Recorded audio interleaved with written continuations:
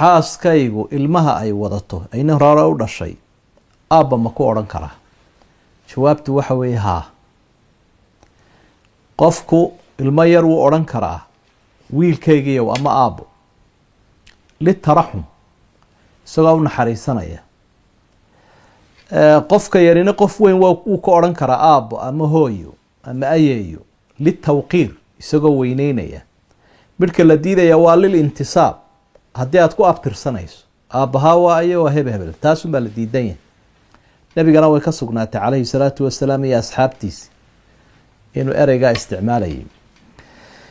nicmo maxamed muqdishoy ka soo qorto waxay leedahay ninkayga waa isku wanaagsanay laakiin caruuraan dhalay waa meel kala joogta. markaan idhaahdo aan soo booqdo wuu ii diidayaa. furiin ma ka dalbi karaa? jawaabtu waxa weeye maya. furiinka ma dalbi kartid oo sababaad furiin ku dalabta maahee, ila xaqii ugu weynaa isagaa kugu le. caruurta aad dhashayna ciddii dhashaybaa haysa. markaa sidaad caruurtaada u arki lahayd dee waxaa ka mid noqon kara in lagu keeno in maruu raalli ka noqdo idankiisa aada sugto, laakiin reerka ha u burburinin. caruurtaasaan soo eegaya. sharci ahaanna waxaad ku dalbi karta dalaaq ma ah. yuusuf axmed booramuu ka soo qoro waxa uu leeyahy waxaynu haynay ama aynu ogeyn ninku xaaskiisa inuu magteeda qaadanayo wax ku leeyahay macnaha haddii la dilo, bal isagiida hadduu dilo ka war. jawaabtu waxa weeyaan isagu magtii wuu ka qadayaa ama dhaxalkeedii oo dhan wuu ka qadayaa. qofku marka uu qaatil noqdo ee kii la dhexlaya uu dilo dhaxalka wuu ka qadayaa.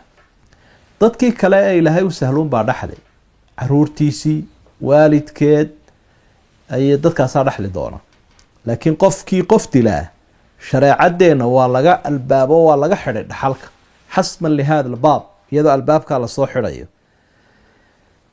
su-aashan waxa soo qoray cabdiraxmaan maxamuud fiinland buu ka soo qoray. waxa uu leeyahay aniga iyo xaaskayga khilaaf baa noo dhexeeya.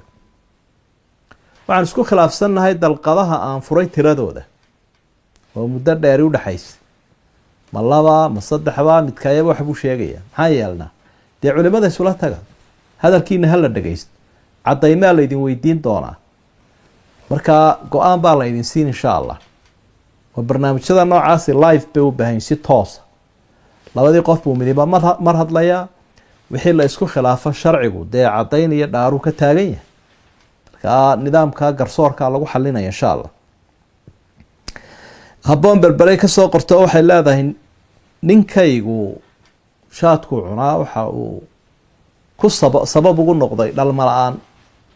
markaa dhakhtarka loo tagaba waxay leeyihin waxaad la dhalilaada waa qaadkan aad cunaysee iska dah. marka hadduu dayn waayo furiin ma dalban karaa? waxaynu leenahay barorta daawey kuma degdegayna qoysaska in la idhaa kala diro oo kala yaaca, oo dee waa reero inoo dhisan. qofkuna haddii aanu dhalaynin in laga cararaa maaha wax waajiba, ama maqaasidiiyo ujeedooyinka loo guursanayo way ku jirtaa dhalmadu. laakiin haddana sabab aada ku codsan karto furiinka ma aha. dhalmadana ilaahay baa haya. lacala allaha yahdiihi, inuu ilaahay ku hanuuniyaa laga yaaba. haddaad u ducayso muslaxado waxaaba laga yaaba inuu iska daayo dabeedna ilaahay u furo. marka asbaabta had iyo jeer fasakha lagu dalbada maahee, reerkana ha duminin, ilaahayna u bari, dadka wanaagsanna la kaasho. su-aalaheenna waxaa ku jira su-aal iyaduna odhanaysa ninkayga muddu iga maqan yahay. waxaa soo qortay iyadana saciido muqdishoy ka soo qorto waxay leedahay muddu iga maqan yahay 3 sano. sida kale waa isugu wanaagsanay, laakiin dee muddadii baa igu dheeraatay. markaa iska kay furmaydha. waxaynu leenahay maya si kale xalle oo ku muslax inuu kuu yimaado ama uu fiisa kuu soo diro, intuba way dhici karaan. marka reer dhisan in la dumiyo waa shaqooyinka shaydaanka. shaydaanku colkiisu subaxdii diraabuu nabigu uri calayhi salaatu wasalaam. wuxuu aada ugu farxaa ninka reer soo dumiya. markaa si kale aynu u maarayn insha allah. ehelkaad u sheegi, asxaabtaad u sheegi, isagaa ku iman kara, adaa u tegi kara. duruufo badanina wayna hayaanoo dadku dee shaqa uu soo shaqaynaya iyo caafimaad iyo waxbarasho waxbaa lagu kala maqan yahay. marka waad u sabri insha allah. intaasaynu kusoo gaabin lahayn kelmadan kooban. iyo su-aalaha kooban. wahada ma aquluhu waastagfir allah. wasalaamu calaykum waraxmat ullaahi wabarakaatu.